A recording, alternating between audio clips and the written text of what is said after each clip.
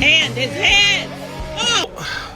Got Brian McGinnis with me, having some coffee in Las Vegas. Yeah. What you guys think about that? It's fantastic.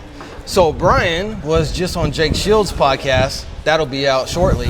And now he's kicking in with us here at the Daily Rumble. Thank you, my brother, for coming. Appreciate you. Yes, man, it's really good to see you, Michael. I really enjoy your work and your voice in social media, and it's really nice to meet you. Well, I came across your name in your face the very first time when you got that beautiful scar on your arm right there. At Congress when you were standing up for the Palestinians. And I didn't know anything about you at the time. I just said, look at this beautiful Marine, patriot to the country. And you're standing up for those who are oppressed, which as a Marine, that's indoctrinated in you that we are the good guys. We stand up for those who cannot stand up for themselves. And now we have a Congress and a president that is funding a war machine that is directly attacking the innocent. So was that your Marine instinct that kicked in for you to want to go and protest, or was it something else? Well, it was just a collective feeling. I think many people are feeling that our government is betraying us and doing what we voted against. We voted for Trump to not go to wars. We voted for Trump for making America great again, which I think Americans think is, materializes in better education, easier, lower costs at the grocery store and lower costs for housing, all those types of reasons, not war. So I know that there's an overlaying reason there, but also what really drove me to want to stand up is just witnessing the genocide in Palestine. My wife being Palestinian, me being a Marine, participating in occupation of Iraq, just being all too familiar with what was happening and being all too familiar with the dog and pony show our government was doing with starting us into a war based on lies, like Iraq with the wars and weapons of mass destruction, and now this war with Iran, which is, it doesn't really have a specific lie, but just the multitude of lies to just push us into it. And then, of course, just knowing the 7, now 8 trips from Netanyahu to Trump, just knowing how all of these things are coming to a point here, driving our country into fighting this war for Israel, which is putting, which I know all too well, American military in harm's way, and along with all the other things, along with also bringing destruction and death to foreign nations. I just don't want that to be in our name, and I don't think America stands for that, and I don't want to go down like that. I don't want to be represented by that, so I thought we had to stand up and say something against that. So those are kind of the reasons I stood up. And then also just personally, I went to Senate that day to just speak up against those things, and I didn't realize I was going to end up in a Senate hearing and for all that to happen, but I'm very thankful that it did happen, because I think it was, I hope that it gave a voice to many people that feel that way and some confidence to people to speak up themselves. Yeah. So you got your arm broke. And as I was watching that video, I see a congressman who's a former, I believe, Navy SEAL, went and got into the fray of it, and that's actually what ended up breaking your arm. If he hadn't have done that, I don't think, from my angle, you were obviously there in person, but from my angle, I think if he hadn't have got up underneath you like that and forced your body around, your arm wouldn't have got broke. So the big question that a lot of people want to know is, did you sue him, and how is that going if so? Right now, I'm still dealing with my criminal charges. I'm facing 3 assault charges on officers and resisting arrest. And I believe my court, I'm taking it to jury trial, and I believe that might be sometime in summer of 2027. I'll have that date set next month. But as far as Senator Tim Sheehy from Montana goes, I can't. I'm only taking one step at a time, so I'm going to first take care of my criminal charges and then explore if there's any lawsuits I could, extend towards Senator Sheehy, not for my own gain or anything, but just to bring some sense of accountability to this criminal regime that's trying to just... He's not law enforcement. He has no right to put his hands on you. Right. Like, there was already 2 Capitol Police that were escorting you out of the room. So for him to jump in, it's only endangering himself, endangering people around him, and endangering the police officers, right? Right. And so now, because of that, you ended up with a broken arm. So I personally would love to see him be sued for that, because they get away with that where, well, we can attack somebody and then we're going to make them the criminal. Yeah. And it's like the opposite, because you weren't doing anything criminal. No. Because it's the constitutional right in the United States to stand up and speak your mind to the government. Yes. If you're not doing that, you're not actually a patriot. Right. You don't belong in this country if you're not willing to stand up to the government and say what you are doing is wrong. Right. Otherwise, go live in Hawaii, or not Hawaii, that's part of America. Go live in, I don't know, Costa Rica or something. Yeah. Right? But if you're going to be here, then it's a responsibility of every adult to say what our government is doing is right, what they're doing is wrong. And all I seen in that entire video is you just saying, hey, this is wrong. Yes. Now they're charging you with 3 accounts of assault on a police officer. I seen the whole video. I mean, unless like you guys went to an alternate universe and you turned into Iron Man, I didn't see any assault anywhere. Like, I agree. I didn't. I just tried to stand my ground. They threw me to the ground one time. I think I grabbed the door to keep myself upright again, and I was just trying to enable myself to speak my piece. I get people saying that's not the way to do it. You broke decorum. I understand those things, but in light of what's happening and seeing so many innocent children just being killed and parents losing their families and just whole families and bloodlines being erased, I think it's ridiculous to hold those things. They don't hold a candle to that. I always laugh when people say that's not the way to do it. There's decorum in the Congress and this and that and everything else.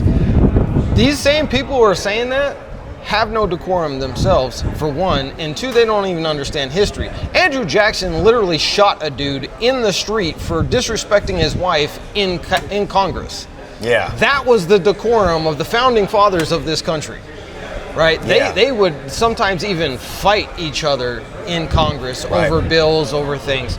We literally fought a civil war over a bill in Congress. Yeah. So sometimes you have to stand your ground. It doesn't mean that you have to go and commit violence or anything like that, but standing up and speaking truth to power is the quintessential part of being an American. Yes. Because you can't do that in other countries. Yeah. There's so many countries on this planet that if you went and spoke to the king that way or the dictator that way, you're done. Yeah.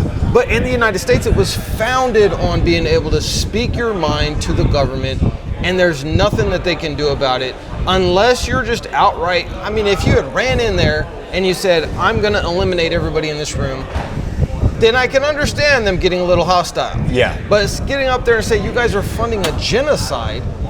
You need to stop this. Listen to the American people. This is not what we want our taxes spent on. Right. How is that breaking decorum? That's literally what you should be doing. Yes, I agree 100%. And that's, I agree. And I had the hat and my gloves in my hand the whole time. I wasn't trying to hurt anyone. I was just trying to speak my piece. So I do think it's ridiculous that the charges they're holding me against. The thing that I am hopeful is they're charging you in D.C., right? Yes, sir. D.C. is very much against Donald Trump's regime. That's what my lawyer says. So I think at a jury trial, anybody living in D.C., just saying, you know what to do. Yeah, yeah, I'd appreciate it. And my lawyer thinks the same way. The D.C. public are very educated. They're very anti-administration. So, inshallah, the jury I receive will feel that way. But I think you feel this way too, Michael, that this whole process or this whole movement we're part of is much larger than ourselves, and that gives us a lot of inspiration and strength and motivation. I don't want to go to jail, but the idea of going to jail or any type of punishment still doesn't hold a candle to the pain and suffering our brothers in Palestine, Sudan, and Congo, and many other places in the world are facing, and that's why we're here. So to carry that struggle and a little piece of that struggle on for them is an honor. I mean, look at what people are doing in England right now, in UK. I mean, just holding up a sign, people are getting 6 months in jail to say stop the genocide, yes. which is absolutely insane. And by the way, everybody who keeps saying that the UK has fallen to the Muslims, if that were true, then why are Muslims and non-Muslims being thrown in prison for saying stop the genocide in Palestine? So next time you want to say the UK has fallen to the Muslims, there's all the evidence you need that that's not actually what's happened. Yeah. So you're running for Congress, and you were. I read that the Green Party wants to make you president. The Green Party? Yeah. No, I don't think so. No, I fell out of with the Green Party because of, I don't know. They were more censoring of who I could speak with and talk with.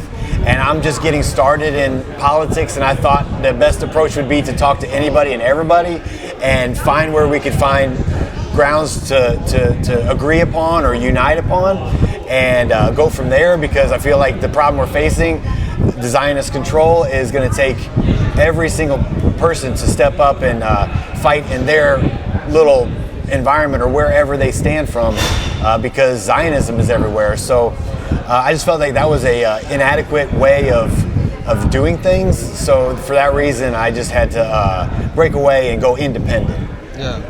So now, if you're with the Green Party, that comes with some money for campaigning, stuff like that. Now that you're going independent, how are you going to fund a campaign when we know that the opposite side has almost unlimited money? I mean, they spent $70 million against Abdul Said in Michigan.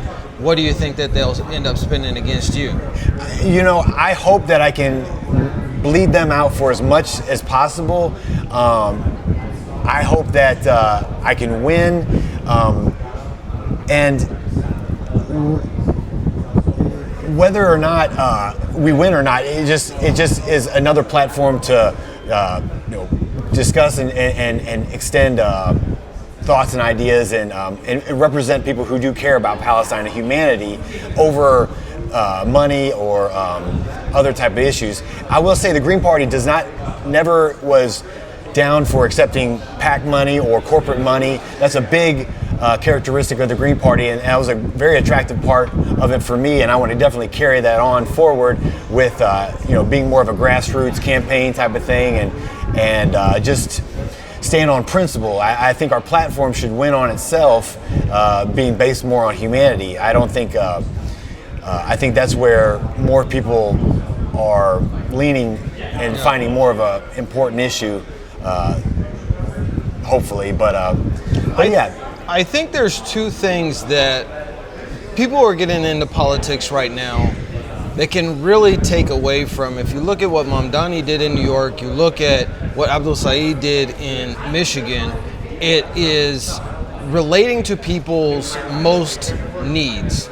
Number one being that the pocketbook, because everybody's struggling financially. So when you're running in any type of congressional district, speaking to people and letting them understanding, hey, I want the money that is being sent to the federal government to be spent in your hometown, resonates with people across both lines of red or blue, right? I think anybody that is a Republican can relate to the fact that they want cheap healthcare or free healthcare, and you always hear all of these Republican pundits saying, oh, that's just social medicine, you don't want that, blah, blah, blah, blah, blah. Well, get sick and then find out when your bill's $120,000 whether you want a socialized medicine or you want what we have now, which doesn't work. And I think a lot of Republicans can resonate to that I don't want to send our money over to a foreign country to kill babies. I'd rather you get the money for you to cure cancer or take care of your parents when they get old, or your children, or be able to afford to have a second child. That's one of the reasons why our birth rates in the United States are declining. It's not because people don't want to have kids, it's because people can't afford to have kids. It's crazy. Because they have to spend all their time working and just to hold down. So why add more kids at home that you can't take care of yourself and you have to pay more child care for? Exactly.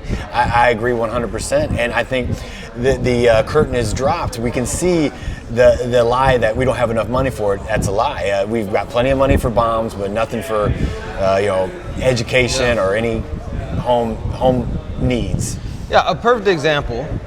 Where we live, we have a highway, and half of the highway has pavement, the other half is gravel. And I'm always asking, like, me and my wife will laugh about it, and we're like, how does a highway have gravel? How do we have money to spend billions of dollars overseas to fight wars that have nothing to do with us, but we can't pave this road to our house? It's like a conditioning of just keeping us, have a scarcity mindset and not ever asking for too much and just suppressing us so they can proliferate or fund wars and bring the money to the big accounts and the military industrial complex and keep those portfolios growing, and they're too greedy to think about trying to reinforce our needs, and so I think the curtain's dropped on that, and so hopefully the American people will take action and wake up to that and vote for all of us unorthodox, non-political politician candidates, and finally break away from the status quo, which has led us to this point. And the American people have to step up and take action, take some responsibility, and I have to say that as a hypocrite, because I know myself, I grew up very unpolitically active or interested, but I do have a lot of hope in the younger generation. I think political issues are affecting them. The younger generation has not been given many benefits, less benefits than you and I have. It's getting less and less. So I think that's driving their desire to become politically active, and I hope that they can save us and turn this thing around, because first we have to stop the bleeding, and then create some better policies so that we can grow here. So one of the biggest concerns that a lot of people have right now is the rise of AI, data centers, and data collection. And a lot of people, they don't understand. They think that these data centers are necessary because of Facebook, Instagram, YouTube. That's not what these are being built for. These data centers are being built as spy machines. They're collecting every bit of data about every single person in this country, and they're going to try and do it around the world to where they know what you have for breakfast, what you have for lunch, where you work, what time you go on break, what date night you take your wife out on, all of this thing. And all of that is going to be sitting in a computer that can analyze you. And as an American, I find that very un-American. And it should be unconstitutional and illegal to allow either the government or a corporation to be able to collect all of my data about me. I want to be a private person, even though I'm a public person and I'm in the media all the time. My private life is mine. And yes. I know so many Americans feel like that. If you get into Congress, what would be your first step in that regard? Well, don't you feel like you need your security? Don't you think you need these data centers so you can be more secure, Michael? These will make you more secure. They'll keep you safer. I agree with you 100% with these AI data centers. They're horrible for our environment. I'm from North Carolina. North Carolina's got a beautiful environment, so it would greatly,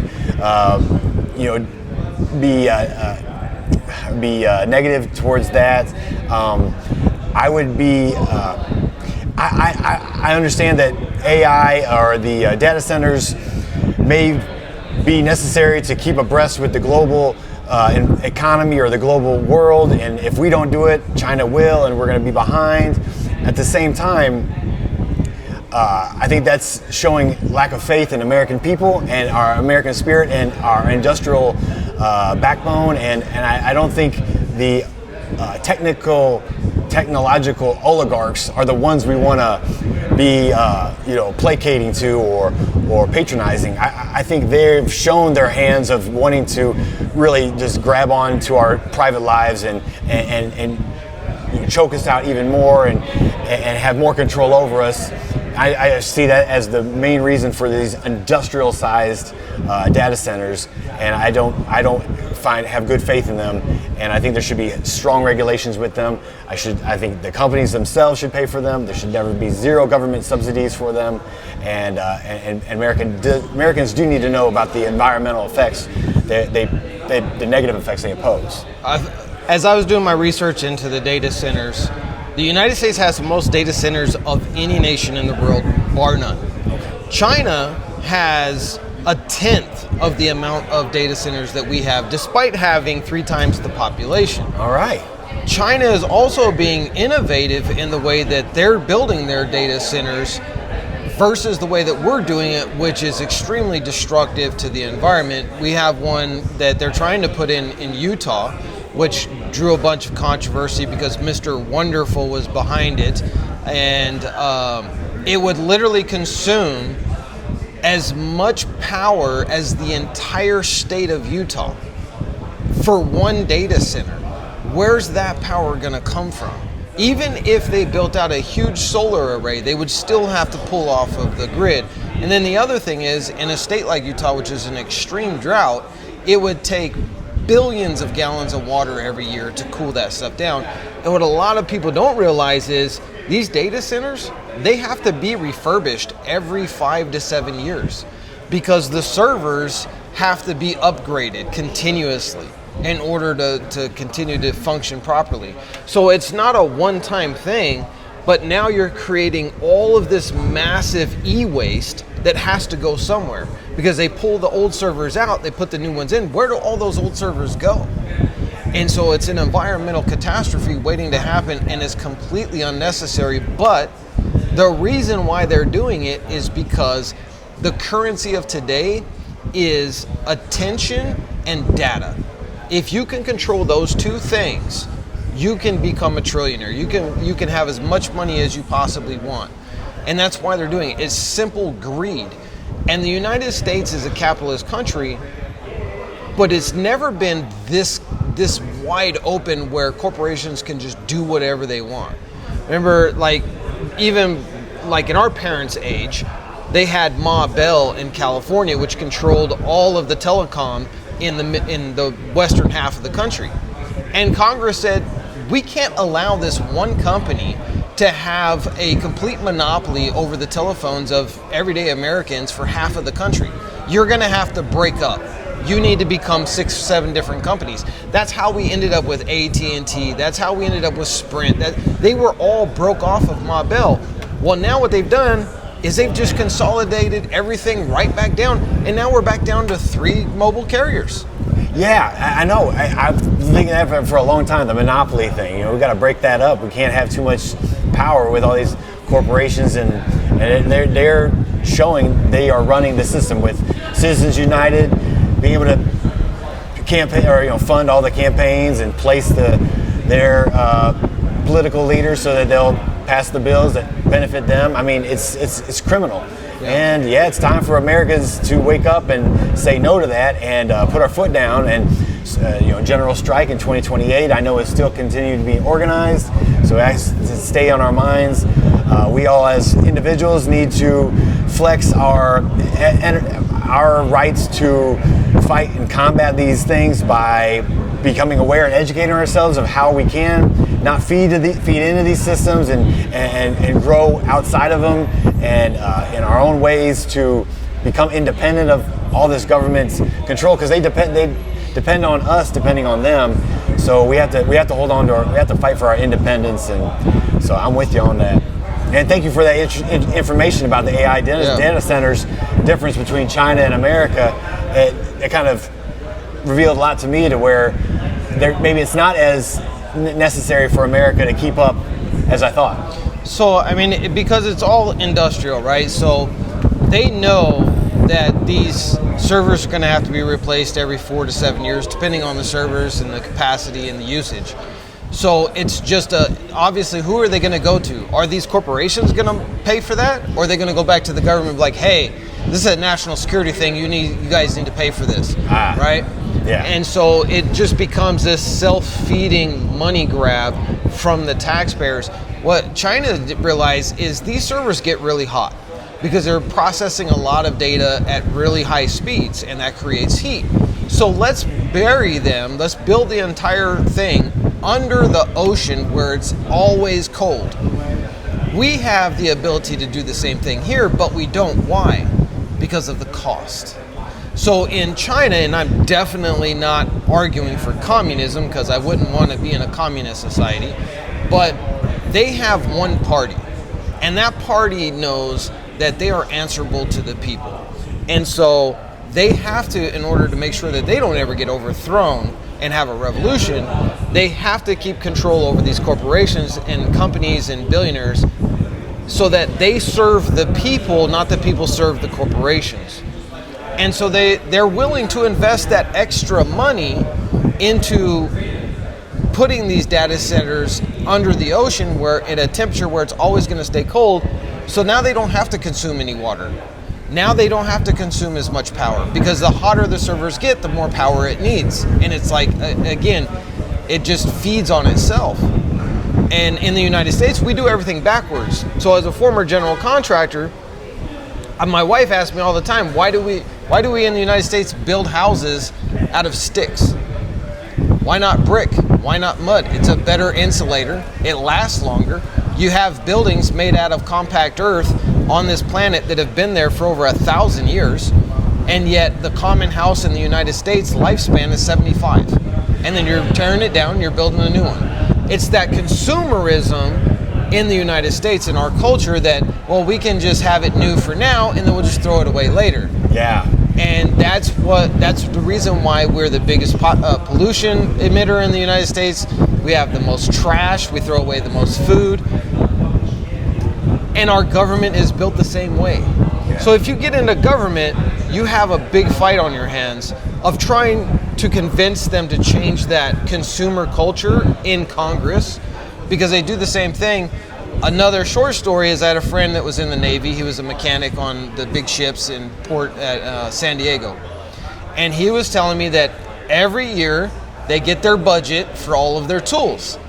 And so what they would do is they would take all the tools they wanted to get replaced that were still perfectly good, and they would just throw them overboard. Yeah. And so the bottom of the bay in San Diego at that naval base is full of billions of dollars worth of tools that they just threw over portside. Yes. So they could get brand new tools. Because Yes. if they didn't spend the money, the next year their budget would be less. Yes. The government budget, if it was released like the Epstein files, it would be just as equally offensive. That's a joke. I mean, the Epstein files are the worst. But yeah, the budget, the way the government budgets are completely irresponsible, and it's such a waste of money. If a household ran that way, they would go bankrupt in no time. I know the deal. If a department doesn't spend all their money, then their budget will be less than the next year. I get all that, but there has to be some type of oversight to pinch pennies and bring us out of this debt that we're just increasingly going in. Yeah. And so I hear you. It's criminal how the economy is run in America. The consumerism, things are built to break down, to be replaced. I know that people think that this is why we're such a strong economy or something, and I've heard my friends who do investing say that America's economy is just 10 steps ahead of any other economy in the world. Yet where is our humanity? Where is our where is our identity in this world apart from our economy? Do we represent liberty for all? Do we represent freedom? I think we're revealing that we don't. I think we're revealing that we are the villains in this world that are perpetrating unprovoked wars. We are breaking international law. We are funding breaking of international law, and it's heartbreaking to recognize that for ourselves, but we have to so that we can correct ourselves. So I read a report that said that the majority of Marines are excited about joining up with Israel and combining the forces with Israel. Oh, yeah.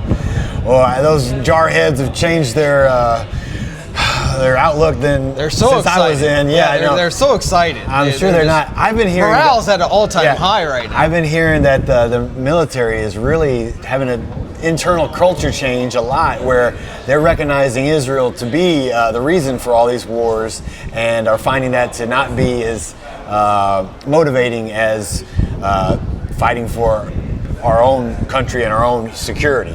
I think the gig is up, and I take my hat off to the younger generation for having their eyes open and thinking for themselves independently, and coming to the correct conclusion that these wars are criminal, and we're not fighting for our own self. We're fighting for Israel, and we don't want to do that. And so I spoke with a Army officer, great big strong lieutenant or captain, marching along in Arlington Cemetery in Washington D.C. and he said that the officers are really trying their best to keep shit from rolling downhill and stopping these BS orders that are motivating their units to go to war for Israel, and so I think there is a bit of a culture change going on, and they're trying their best from inside to call out the injustice and try to stay true to the principles that the American military says that they represent. Because I think anybody that was in the military serving during the Iraq War, Afghanistan, I think that are still in, they realize that they were lied to for both of those. Bin Laden was not in Afghanistan, he was in Pakistan, and so we fought for like 16 years or whatever it was until they finally decided to go and actually take him out. And Iraq was a complete lie. They had nothing to do with 9/11. Now as more information has come out, we're starting to realize that maybe it wasn't even Muslims who had anything to do with 9/11.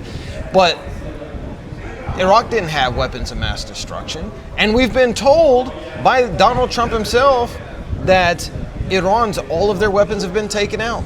All of their capacity to create nuclear weapons has been taken out. Why are we still fighting? Why are we still dropping bombs on them? Why is the Strait of Hormuz still closed? Because it's just all lies. They keep lying to us. But so one thing that's good about social media is the corporations can no longer control the narrative. As much as they're trying to sabotage they're really trying hard. I think they're squeezing up on the social media. They're trying, but it's almost an impossible task now.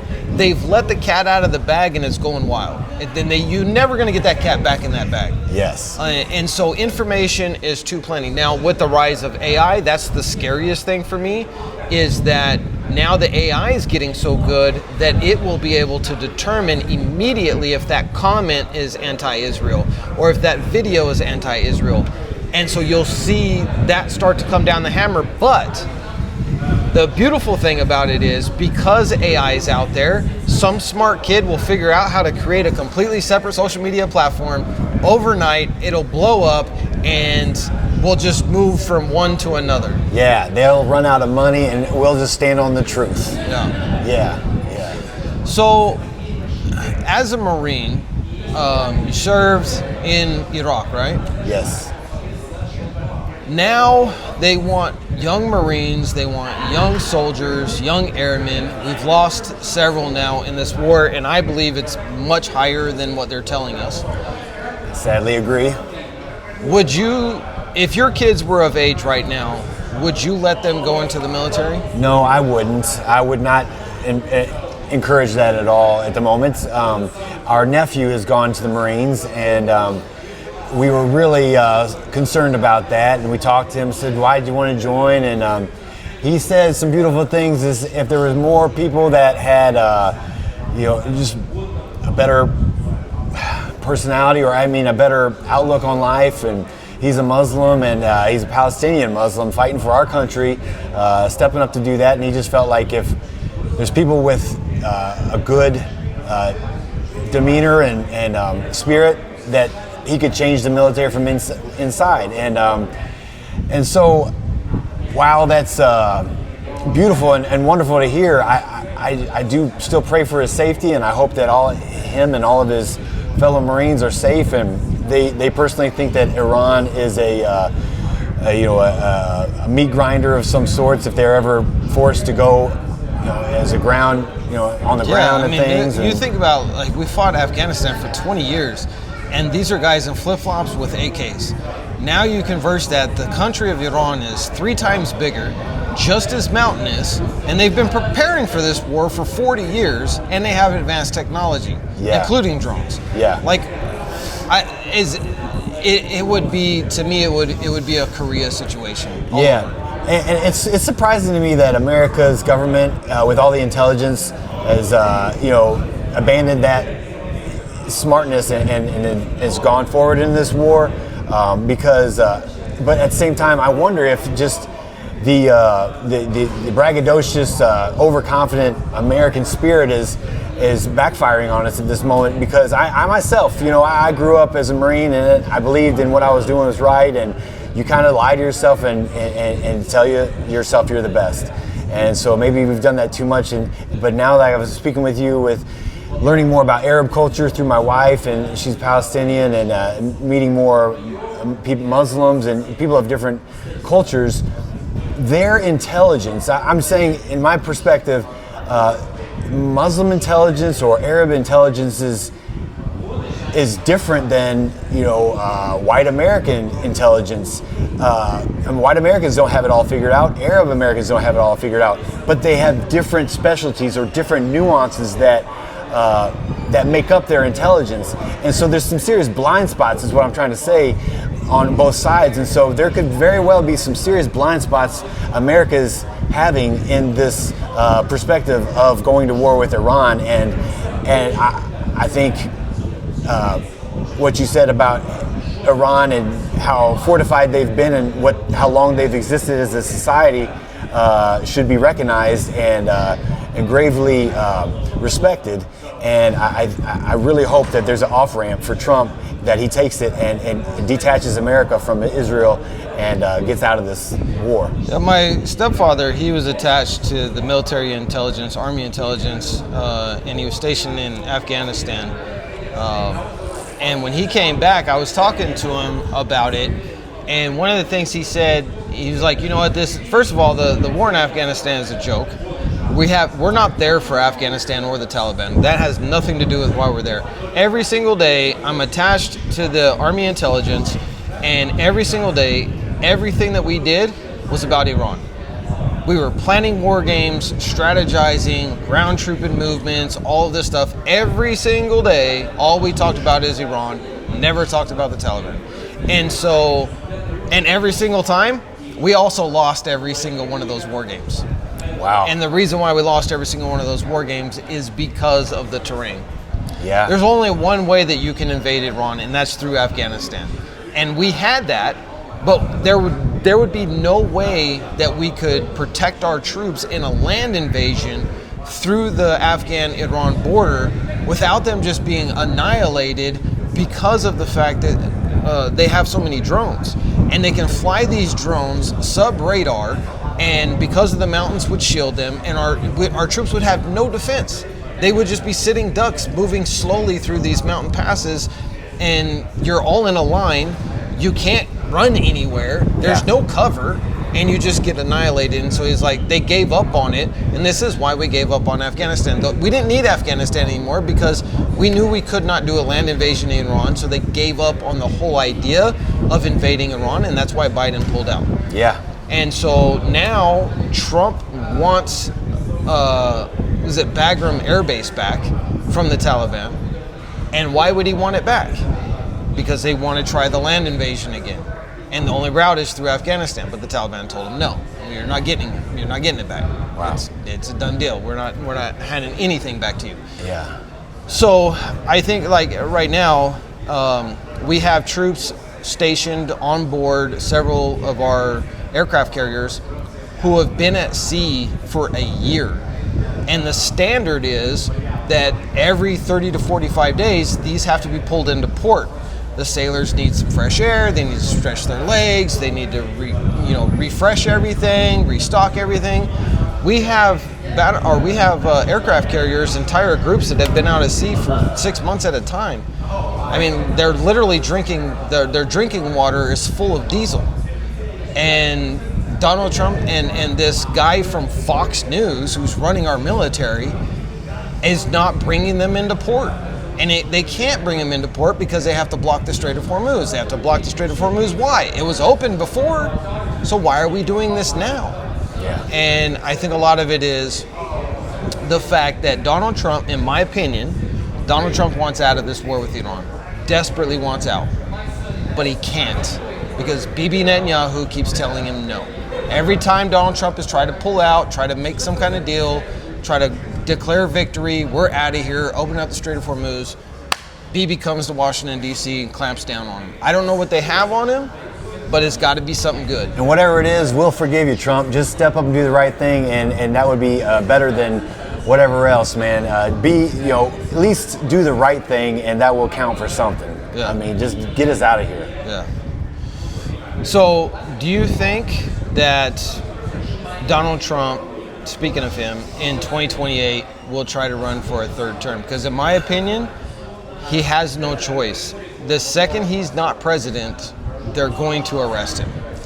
I'm very concerned about that. I don't know what would, at this point, no, I don't think he could do that, but the next couple of years until 28 are probably going to be very volatile. I'm very scared for a false flag attack.